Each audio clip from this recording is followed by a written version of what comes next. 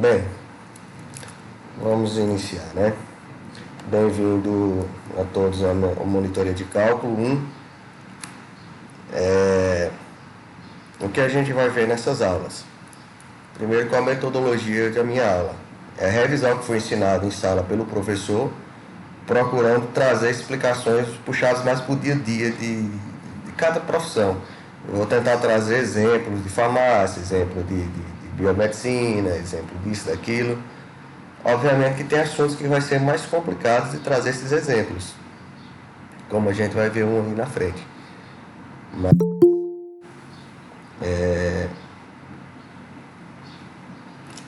pretendo tirar as dúvidas de vocês em relação a essas coisas.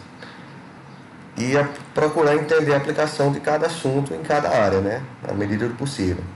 Eu vou continuar usando o livro que o Aldrey está usando, Matemática para Ciências Biológicas, porque a linguagem dele é bem fácil.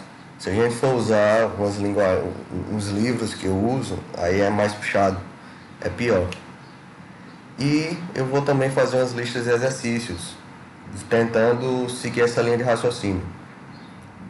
Eu passo, 5 questões de um jeito, mas a primeira é respondida, para vocês terem como base.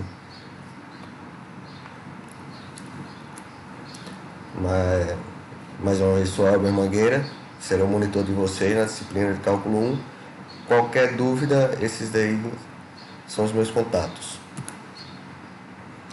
Primeiro, conversa com a Graziela, ela pediu para ver desde o início questões de funções.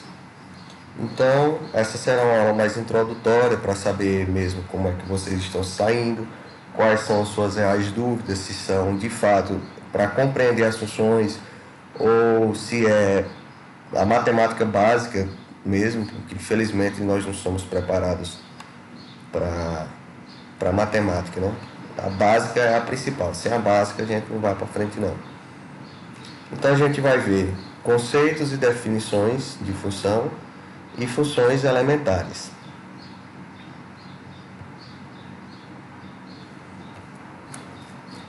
Primeiro, conceito e definição de função. Segundo o site Brasil Escola, a função é a regra que relaciona cada elemento de um conjunto, representado pela variável x, a único elemento de outro conjunto representado pela variável y. Para cada valor de x, podemos determinar o valor de y, dizendo então que y é uma função de x. Falou, e no final não disse nada.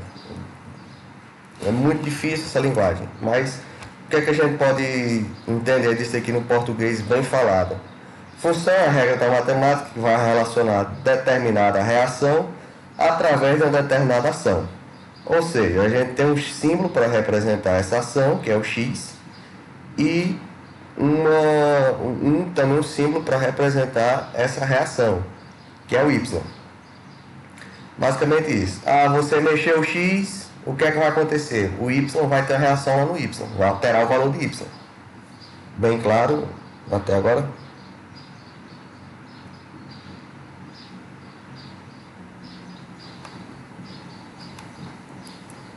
Pronto. Então, função é basicamente isso aí, não é um bicho de sete cabeças.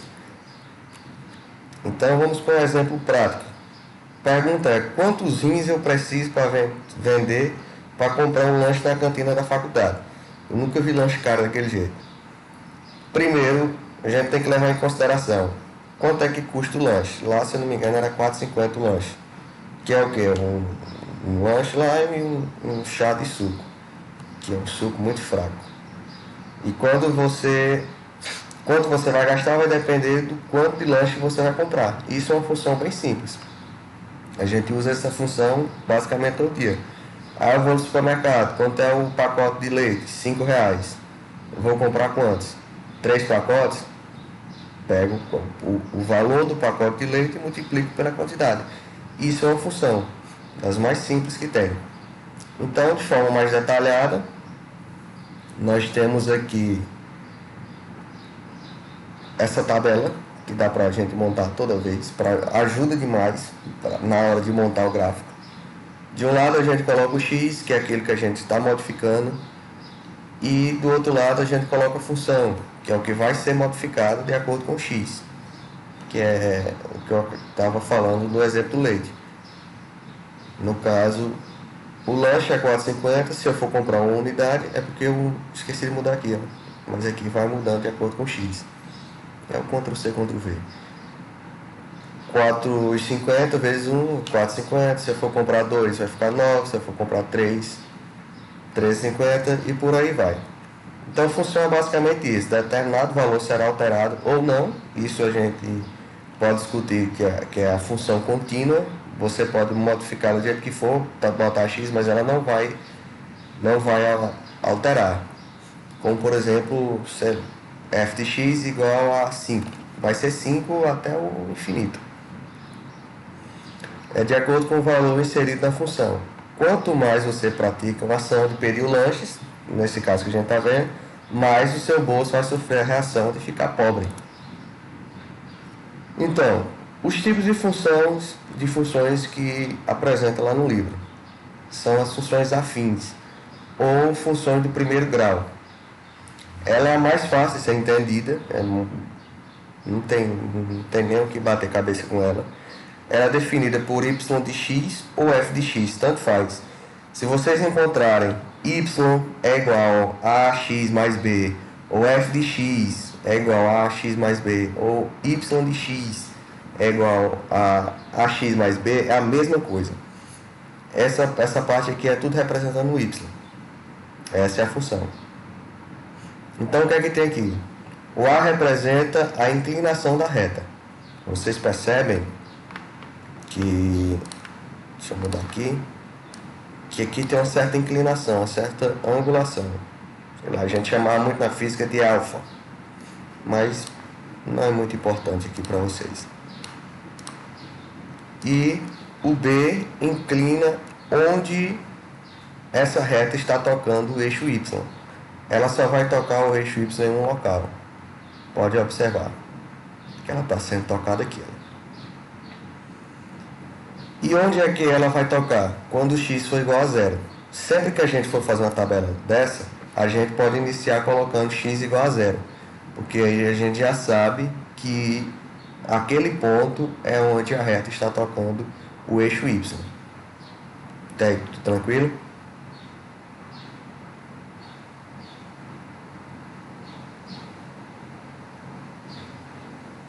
Se vocês tiverem alguma dúvida, só dizer, estou com dúvida. Então, se A for positivo, ou seja, se essa angulação aqui for positiva, a gente tem uma reta crescente. Se não, ela vai ser uma reta decrescente.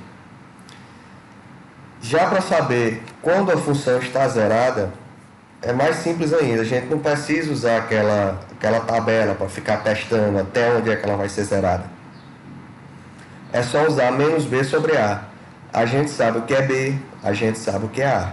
Então, usa menos B sobre A que você vai saber onde ela está zerada. É zerada em relação ao eixo Y, não em relação ao eixo X. Para ela zerar, sei lá, ela pode estar lá em 530.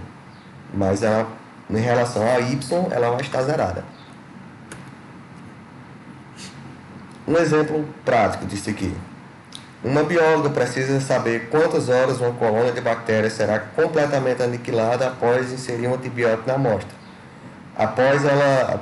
Para isso, ela usou a seguinte função: y de x é igual a menos 180x mais 5.400.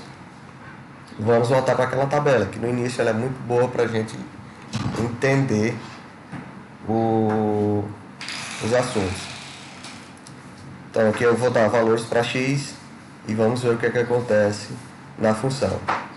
Para x igual a 10, eu basta substituir menos 180 vezes 10 mais 5.400 igual a 3.600. Se eu substituir o 20, vai dar igual a 1.800 bactérias. Com 30, vai ter zerado completamente as bactérias. Então o que é que está acontecendo aqui? Eu acrescentei de 10 em 10 horas, porque eu esqueci de colocar, mas nós estamos apresentando o x aqui em horas. Então, com 10 horas, houve uma diminuição na quantidade de 1.800 bactérias. Com 20 horas, dobrou. Com 30 horas, zerou. Muito simples.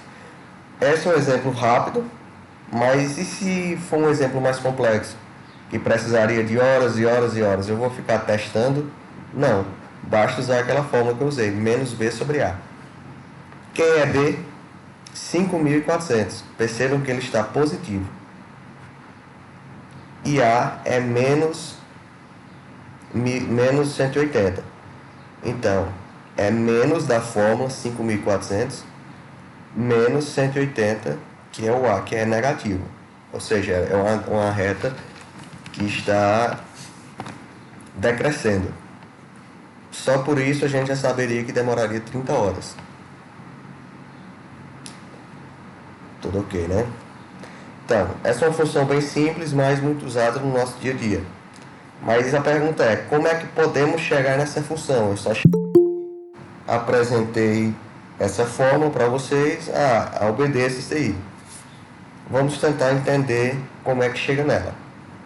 Primeiro, função depende de observação. Você está observando o evento, você começa a fazer essas anotações. Uma tabela. A verdade é que a tabela vai perseguir a gente aí até. Vamos voltar àquele exemplo. Digamos que essa bióloga não sabe qual equação usar, mas ela conseguiu observar alguns padrões e com isso foi anotando uma tabela como essa daqui. Após montar a tabela, já é sabido que ao iniciar haviam 5.400, mas você colocou uma colônia de bactérias lá, olhou no microscópio, viu quantas tinham, a base lá, e pronto. Iniciou a 0 horas com 5.400 bactérias. Ou seja, ela está tocando no eixo Y, no ponto 5.400. Após 1 hora, ela foi lá, mediu de novo. Tinha quanto? 5.220. Após 2 horas, 5.400. Após 3 horas, 4.860.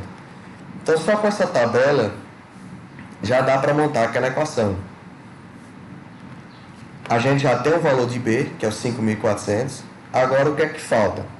O X é o que a gente coloca. Então, a gente não precisa se preocupar com o X. O X é a gente que vai dar. Agora, falta o quê? A angulação, a inclinação dessa reta. Como é que eu vou descobrir a inclinação dessa reta? É usando essa fórmula. A é igual a y2 menos y1 sobre x2 menos x1. E o que quer dizer isso? Eu posso pegar qualquer um desses pontos para descobrir. Eu posso pegar o 0 e o 3, eu posso pegar o 0 e o 2, 1 e o 3, 1 e o 2, contando que o y seja o mesmo. Por exemplo, aqui eu usei o 1 e o 0. Então, o meu x1 vai ser o 0 e o meu x2 vai ser o 1. Então, eu já tenho x2 menos x1, que é 1 menos 0. De semelhante modo, o meu y2 tem que ser o 5.220 e o meu y1 tem que ser o 5.400. Com isso, eu resolvo a divisão e encontro a inclinação. Tranquilo, a gente já dá para saber aí que se trata de uma função decrescente. O menos aparece naturalmente. Então, com isso é só montar a equação. A partir disso aqui, vocês vão saber conseguir fazer os cálculos de vocês. Só com essa conta bem fácil. Ficou alguma dúvida em relação a isso aqui?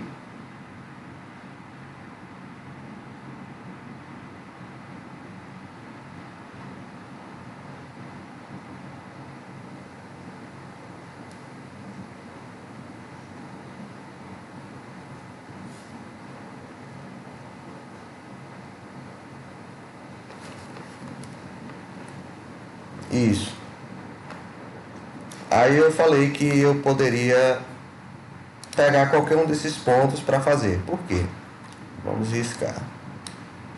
aqui eu tenho um gráfico. O gráfico dessa reta. Sejam bonzinhos e pensem que isso daí é uma reta. Então, se eu traçar um triângulo aqui, um triângulo aqui, um triângulo aqui, triângulo retângulo, né? Que esse lado aqui é de 90 graus. Esse ângulo é igual a esse ângulo, é igual a esse ângulo. Então a gente tem pontos diferentes de início e de fim, x2 e x1, y2, y1, mas como a angulação é a mesma, não importa. Eu só consigo fazer isso para a equação do primeiro grau, para a equação do segundo grau já é diferente. Esse y2 menos y1, x2 menos x1.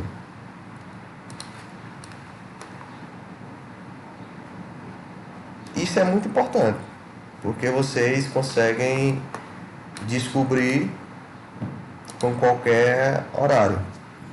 Aí eu peguei de 1 hora, a marcação de 1 hora, lá eu cochilei no laboratório e 10 horas depois eu fui pegar a medida. Não, vai dar, do mesmo jeito.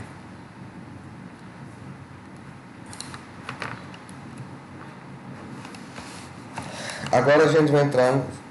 Eu vou dar uma listinha de exercícios. Ficou alguma dúvida em relação à função do primeiro grau?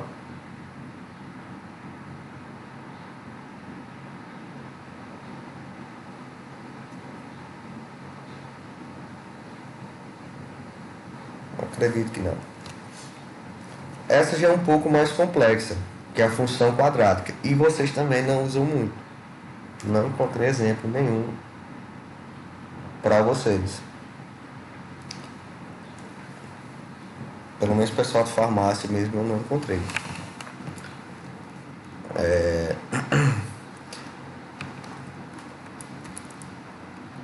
Cadê? Essa é a x. Percebam a evolução da equação do primeiro grau para a equação do segundo grau. Nós temos ax mais b e essa outra é ax quadrado mais bx mais c. Percebem que foi acrescentado o x ao quadrado, mas daqui, deixa eu tentar arriscar. Não.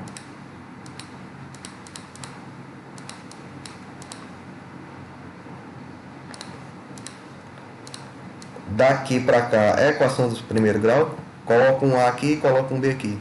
É a equação do primeiro grau. Então a equação do segundo grau, a equação função quadrática, é basicamente a equação do primeiro grau com acréscimo de ax quadrado. Esse a é só mesmo, podia ser um n, podia ser um t, podia ser um j, tanto faz.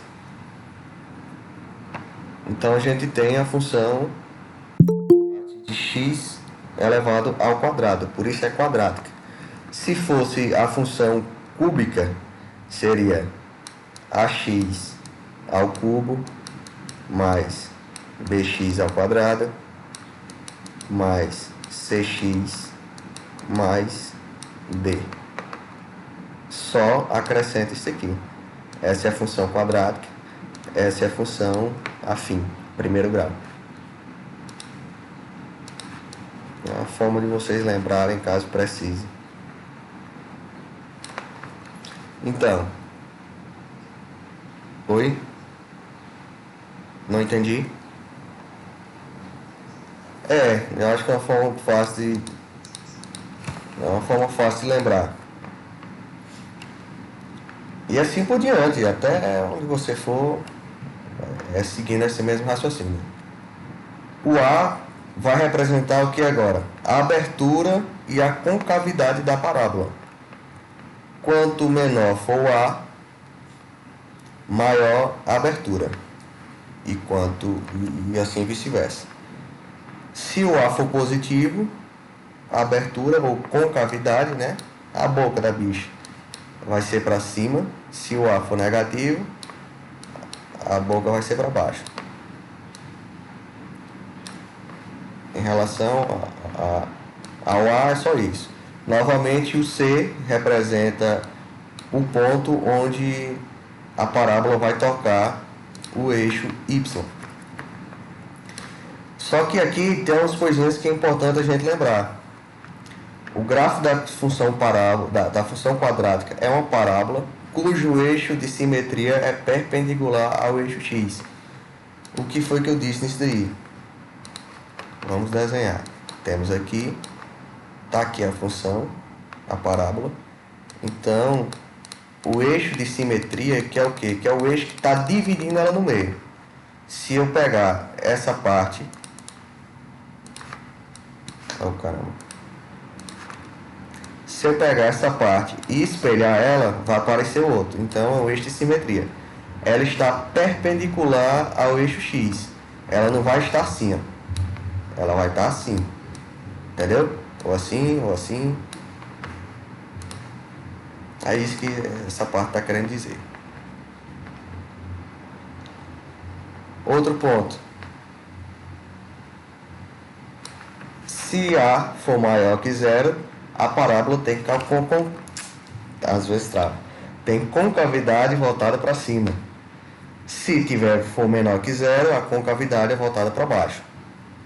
Aí nós temos o ponto 4, sendo delta, aqui voltando nos tempos do ensino médio, sendo delta b ao quadrado menos 4 vezes a vezes c, o delta é o discriminante.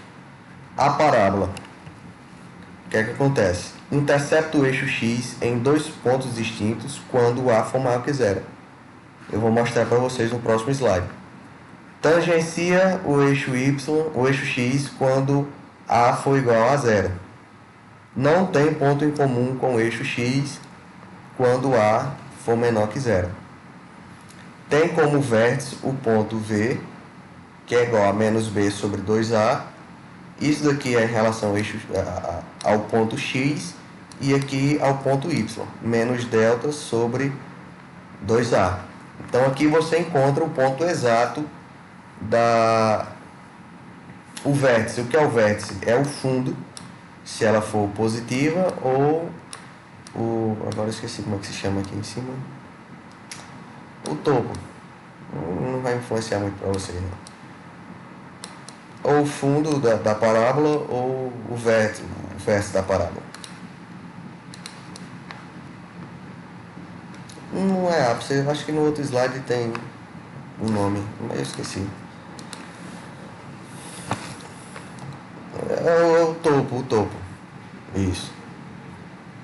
Aí, eu falei aqui mesmo, quando o ponto de máximo se encontra se A for menor que zero, ou o ponto mínimo se A for maior que zero. No caso, com cavidade para baixo, então ela é como se fosse uma bacia, então você vê o fundo dela. Se é contrário, é a bacia virada para baixo. Um morro, uma montanha, que você vê o cume da montanha.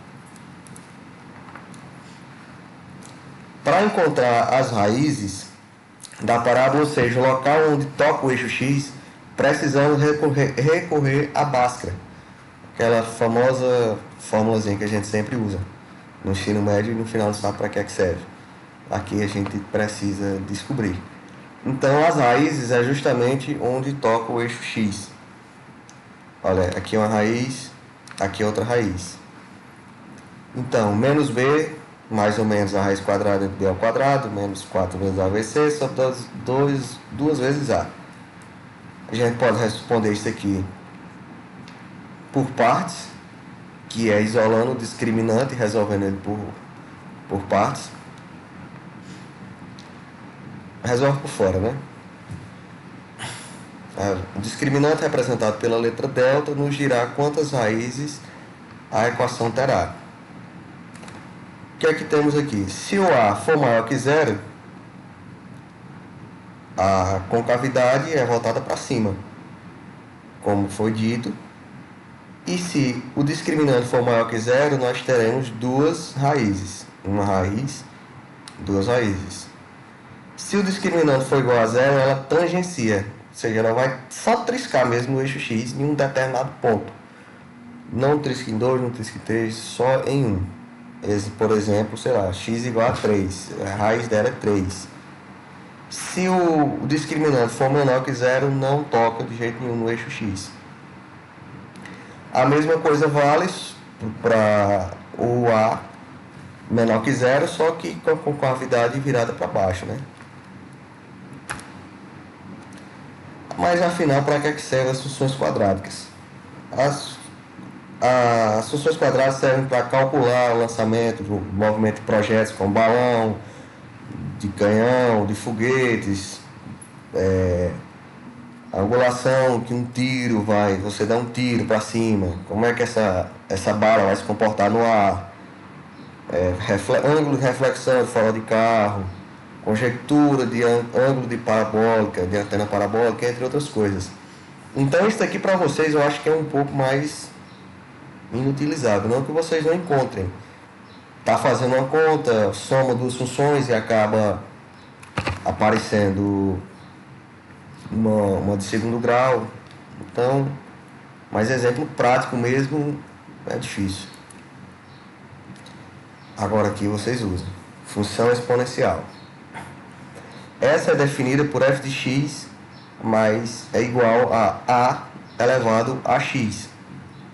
Ou seja, a gente tem uma base qualquer, pode ser um 2, pode ser um 5, pode ser uma raiz, pode ser uma função exponencial, uma função trigonométrica, sei lá, tangente de x ao quadrado. Aí é onde uma das coisas dificulta.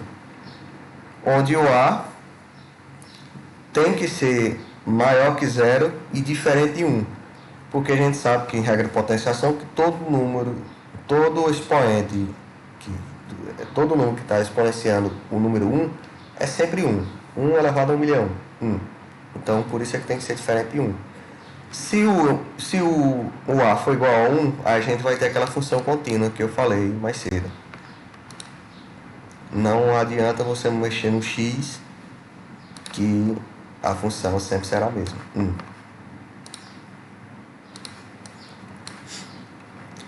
E o x pertencente aos números reais, ou seja, os números negativos, raízes, mas tem uns números, agora eu esqueci o nome, progressão, eu esqueci, não tem 0333333, tem outro que é 0, por exemplo, 0343434. É finito. Dízima periódica, perfeitamente. Tem umas que é finita e outras são infinitas. Essas infinitas a gente não usa. Mas as finitas, como por exemplo 3/4, a gente usa. 0,6666666, pode olhar na calculadora de vocês que no final dá um 7. Aproxima. Aí, onde usarei esse tipo de função? Na matemática financeira, usada na capitalização de capitais pelo método de juro composto. Na geografia, está relacionada às expressões responsáveis por ampliar o crescimento populacional. Na química, é utilizada na situação envolvendo decaimento radioativo. Na biologia, está ligada ao desenvolvimento de bactérias em cultura, em crescimento de determinada planta. Na psicologia, expressa a curva de aprendizagem, entre outras inúmeras aplicações. A da psicologia para mim foi novidade. Então, um exemplo prático é a pirâmide financeira. Esse é um golpe que foi muito usado, hoje em dia está fora de moda. Mas por que é considerado um golpe? No topo da pirâmide a gente tem o malandro. O malandro engana o primeiro besta e o segundo. O primeiro, para ganhar, quando ele engana o primeiro e o segundo, ele já está ganhando dinheiro. Só que para o primeiro ganhar dinheiro, ele tem que enganar mais 2. E assim por diante. Esse vai ter que enganar mais 2. E esse mais 2. Então, na terceira linha, a gente já tem 4. 4 pessoas sendo enganadas. Perdão. 8. Olha só o crescimento. 1, 2, 4, 8, por aí vai. Então a equação é bem simples. O caso mais famoso foi de um americano lá, que ele aplicou um golpe. Ele desviou não sei quantos bilhões, um ponto não sei quanto bilhão de dólares com essa brincadeirinha. Só que lá era diferente daqui. Lá eram 6.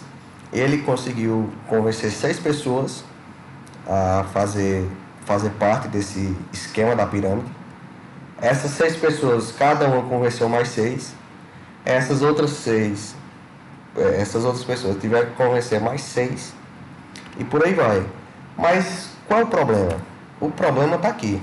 Se a gente for para aquela tabelinha e a gente pegar 6 elevado a 0 é 1. Esse é o malandro. 6 elevado a 1, aqui é para ser 6, viu galera? Eu botei 2, não sei porquê. 6 elevado a 1, 6. 6 elevado a 2 já pula para 36. 3, 216.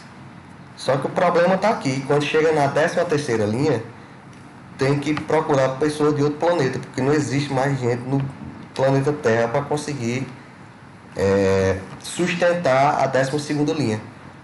13 bilhões de pessoas. Como é que resolve? Não resolve. Outro exemplo que a gente pode usar sobre o exponencial é o poder de contaminação do coronavírus. A questão é bem parecida. No início a gente via bastante uns esquemas assim. Se cada pessoa contaminar 3, quantas pessoas vão ter lá na frente? Então era só trocar o 6 pelo 3, o 3 pelo 6, né? Que daria essa taxa. Então é aquela questão, é melhor se contaminar com corona do que entrar nesses golpes pirâmide. E aqui eu usei um programa para fazer esses cálculos e nós temos, se a gente for acrescentar as mesmas quantidades, o que é que está tendo aqui? O 6 elevado a x, e o x está variando de 0 a 13. Olha só a ordem de grandeza, de 10 a oitava. 10 a oitava. Então 5 vezes 2, 10 a 8. Então é muito grande. Se a gente pegar aqui do corona, só teria 300 mil pessoas. Até aí alguma dúvida?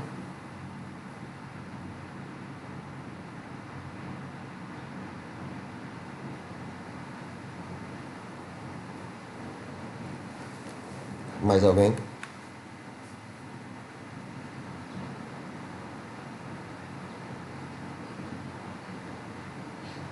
Não, se tiver uma dúvida, a melhor hora de perguntar é essa.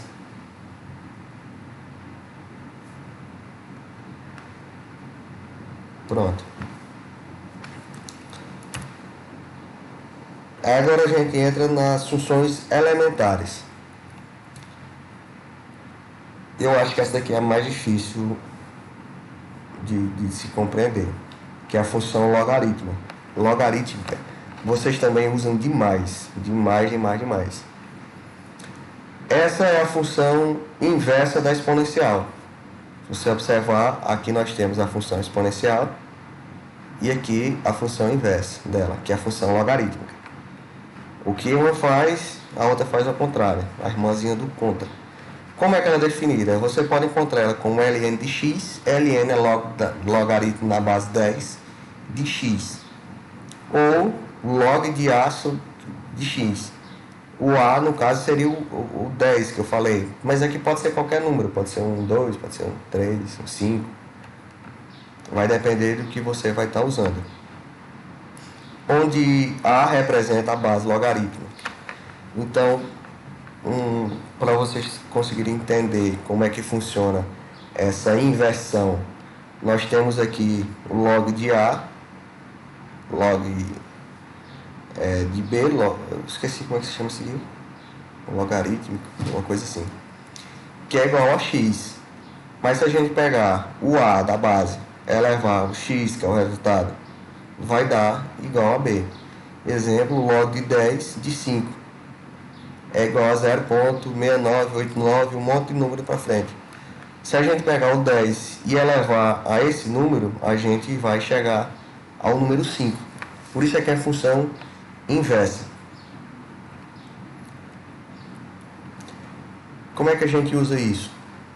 Muitas coisas que a gente está estudando é elevada ao exponencial de, sei lá, de t. Eu vou logo, por exemplo, que fica mais fácil de entender. Isso aqui a gente vê muito no ensino médio, que é o cálculo do montante. O que é que a gente tem aqui? O montante é igual ao capital, que multiplica 1 mais a taxa vezes o tempo que essa taxa vai ficar consumindo. É o cálculo que o banco usa para saber quanto é que a gente vai pagar para ele no final quando a gente pega o empréstimo. É essa continha aqui. Só que o problema é o T. Quando a gente sabe o T, é muito simples. Só que quando a gente não sabe o T, a gente só sabe o montante. Eu emprestei um dinheiro para uma pessoa, virei agiota agora, tô loucão. Emprestei um dinheiro, 10 mil reais, a 5%, agiota do bem, 5%. Quanto tempo é que vai demorar para eu ter um montante de 15 mil reais? Aí você joga isso aí. Aí onde é que está o problema? Que a gente está querendo descobrir o tempo. Eu não disse eu quero saber quanto é que eu vou ter daqui 5 meses, daqui 10 meses. Não, é quanto tempo eu vou demorar para obter aquele valor. E é exatamente esse exemplo aqui. A gente tem um montante de 3.500. O capital aplicado foi de 500 reais, com a taxa de 3,5%. Aí no caso a gente transforma, né? Tem que transformar para número decimal, porque senão não dá para fazer a conta, pelo menos não na mão, né? No celular ainda dá para fazer na calculadora. Aí é isso que a gente está tentando descobrir, o tempo. Substitui o montante igual a 3.500 mais igual ao capital vezes 1 mais a taxa 0,035, tudo isso elevado a t. Aqui onde é que entra a equação logarítmica, a função logaritmo. A gente vai tirar esse t daqui. A gente tem uma função exponencial, temos um expoente lá em cima e a gente quer tirar aquele expoente lá de cima para isolar ele. Essa é a vantagem da função logarítmica. Passo 3.500 dividindo, temos 7 igual a 1,35 elevado a t. Aplica o logarítmico, então a gente vai ter o log de 1,035 elevado a t igual a log de 7. Eu só inverti os lados aqui para ficar mais fácil de compreender. Tem uma regra de logaritmo que diz o seguinte, que o log de a elevado a x é igual a x que multiplica o log de a b. Então tá vendo que aqui a gente já consegue isolar o x, que no caso aqui é o t. Por causa do log, por causa dessa propriedade do log, eu consigo isolar. Então eu fico t vezes log de 1,035 igual a log de 7. Joga na calculadora, ninguém é besta de fazer isso aqui na mão, e isola. Isolou o t, a gente descobre que vai demorar um tempo de 56,7. Aí vai ver se é dias, se é meses. Acredito que aqui seja dias, né? Tudo entendido por aí?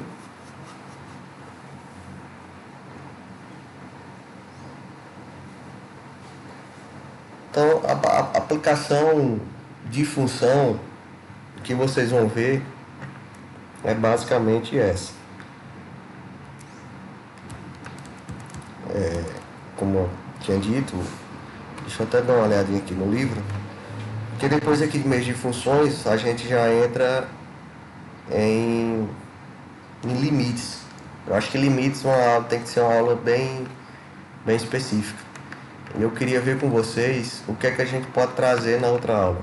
O que é que vocês acham que é mais interessante trazer.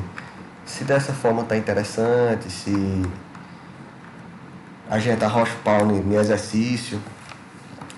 Dessa primeira vez eu queria dar uma lista de exercícios para vocês, daquela forma que eu havia explicado. A primeira resolvida, com 3, 4 exemplos parecidos para vocês irem treinando, mas questão de repetição mesmo. O que é que vocês me dizem?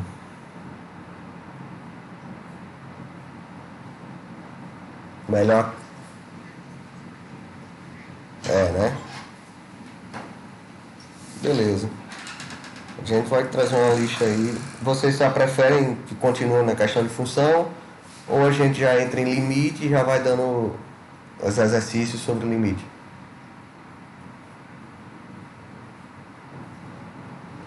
Eu acho que com função, com limite, dá para ir treinando já as funções dentro. Até porque também a gente não tem tanto tempo, né? Visto que as provas já estão bem aí e a gente ainda tem que ver limite, derivada e integral que ele ainda vai dar.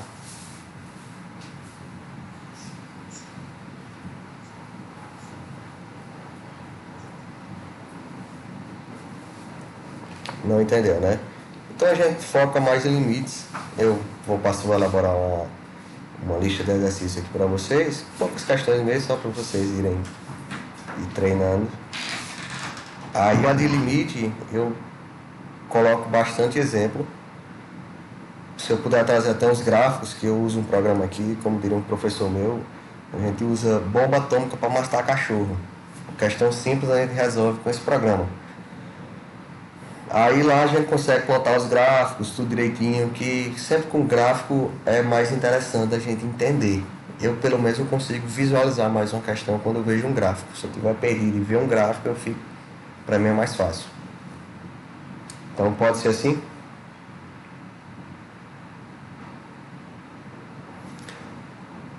Se tiver alguma dúvida, se antes de iniciar a aula mesmo de verdade, quiser trazer uma explicação mais aprofundada sobre o logaritmo, sobre a aplicação de logaritmo, vocês podem falar. Eu tenho até uns exemplos aqui, que eu estava dando uma olhada. Deixa eu só trocar o compartilhamento, a tela que está sendo compartilhada. Deixa eu ver aqui.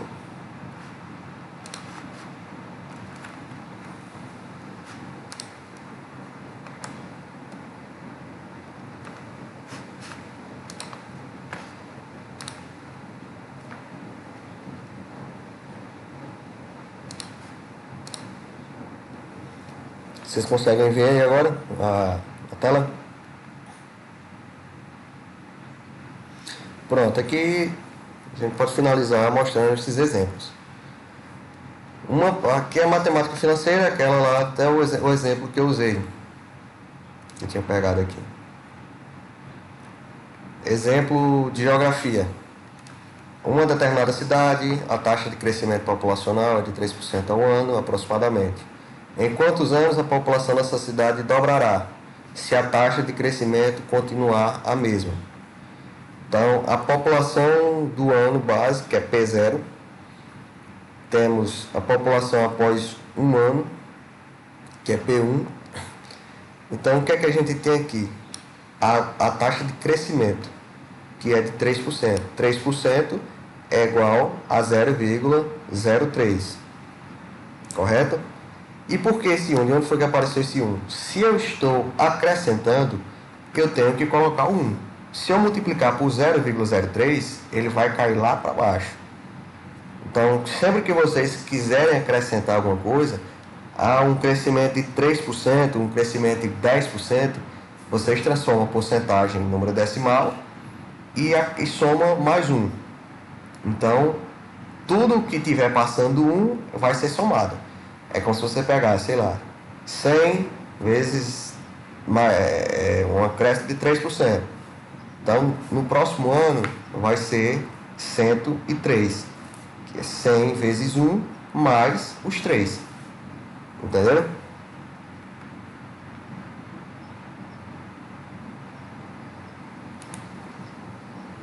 Olha, por exemplo, no caso, deixa eu ver se eu vou conseguir editar isso aqui.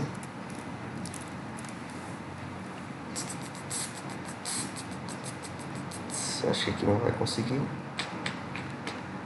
Essa aqui eu não consigo editar, não. A população após 2 anos, que é P0, população inicial, mais 1,0,3 elevado a 2. Percebem aqui que é bem parecido com o que a gente estava vendo. Não, rapaz, aqui eu não consigo riscar aqui.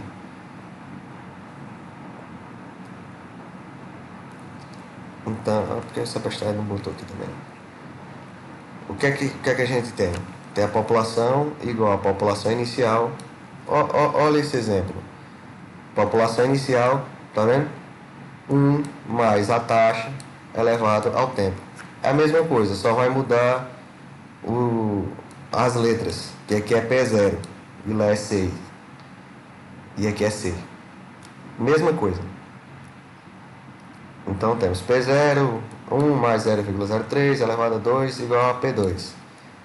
Aí a pergunta é, qual a população após X anos? Que aqui é que a gente descobre quantos anos a gente quer. A parte, sei lá, daqui 10 anos, 100 anos, 50 anos. Aquela taxa de crescimento que o pessoal usa, passa no jornal. A previsão da cidade de São Paulo acrescentar mais 200 mil habitantes no ano de 2050, em relação ao período atual. Usando essas fórmulas aqui.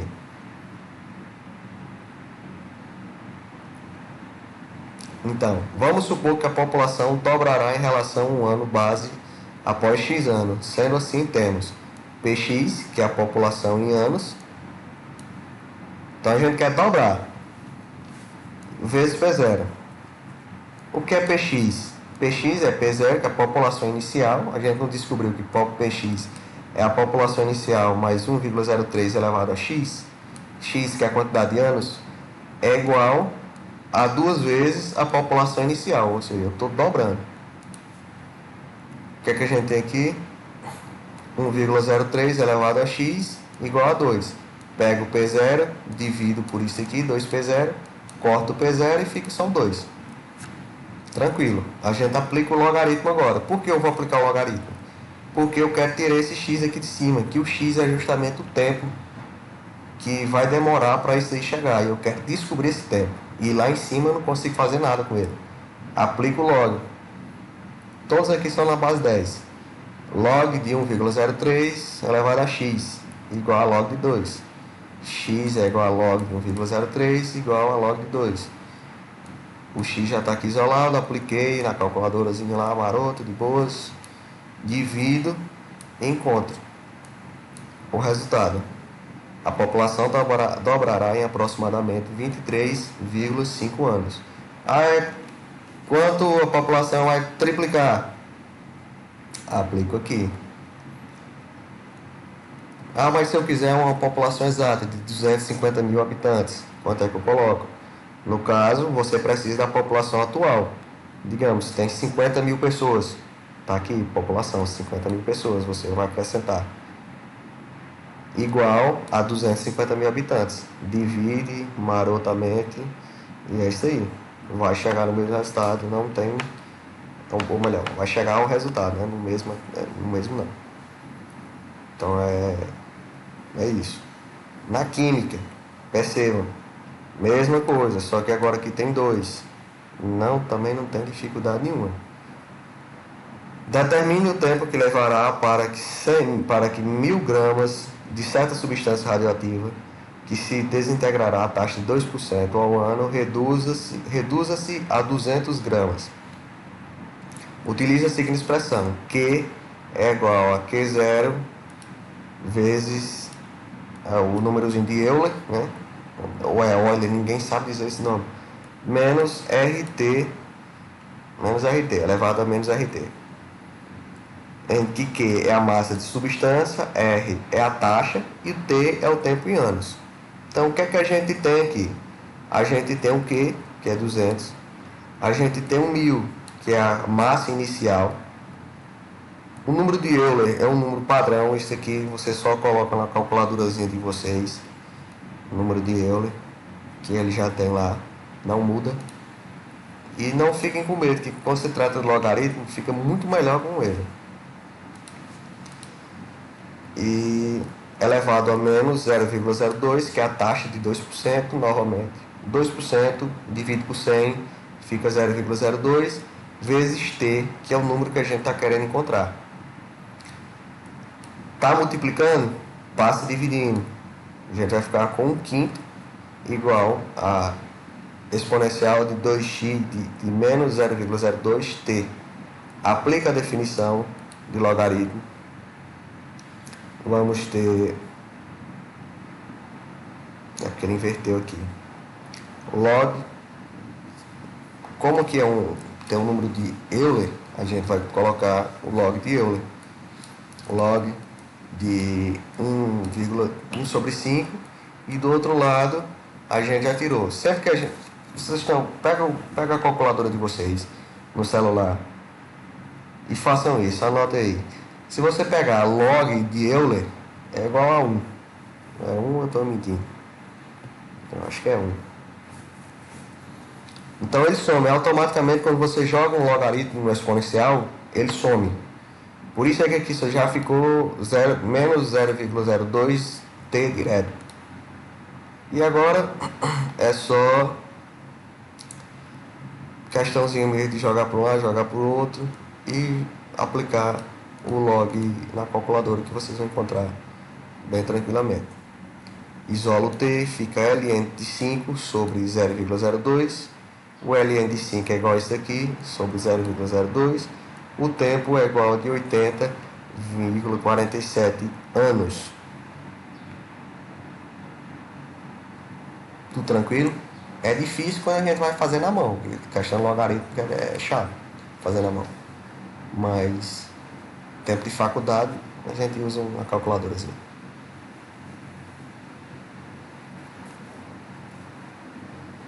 Tranquilo?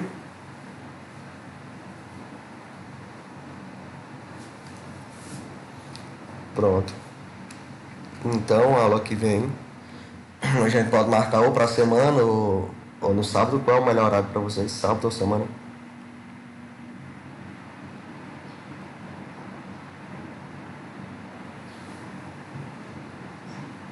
É, né? Então a gente fica aí no sábado mesmo. A próxima aula vai ser mais extensa. A próxima aula já será bem mais extensa do que essa.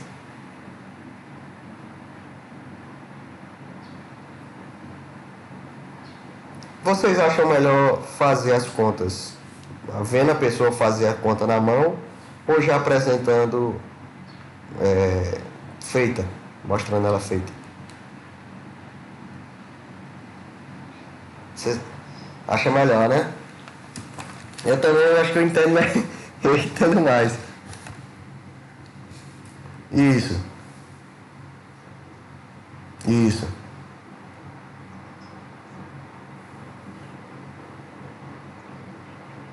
Não, esse final aqui no site é porque eu lembrei que eu tinha aqui e eu vou tentar explicar aqui, ver se clarei alguma coisa para eles ou se surge mais alguma dúvida, não sei. Mas eu vou tentar, eu vou ver se eu consigo um suporte. Dura suporte. O professor meu fazia de cano, um suporte lá de cano muito doido para dar aula pra gente.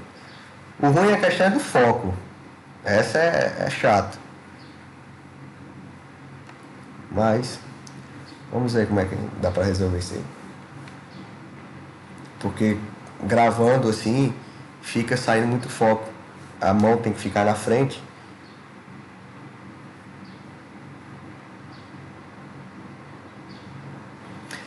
Outra opção seria o seguinte, eu já escrever e mostrar... Não, mas ficaria a mesma coisa. Se eu escrevesse no papel... se vocês também veem minha letra, vocês... Pois beleza. A gente fica certo que vai ser desse jeito aí. Algum comentário querem fazer?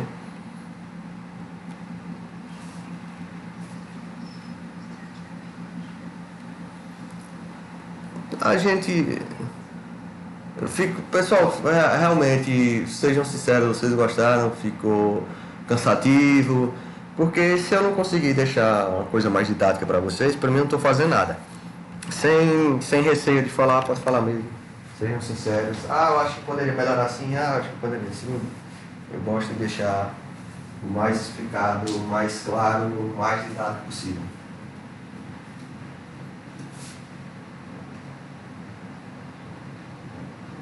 Então, a gente vai tentar seguir esse raciocínio. Eu trouxe inclusive até os meus cadernos de cálculo.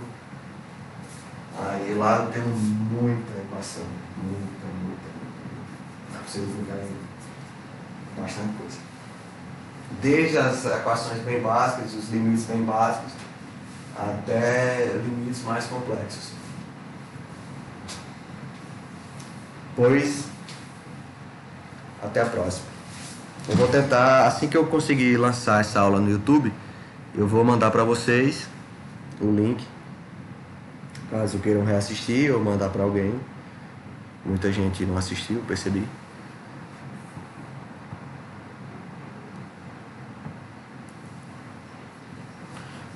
Eu que agradeço. Boa tarde para vocês também. Valeu.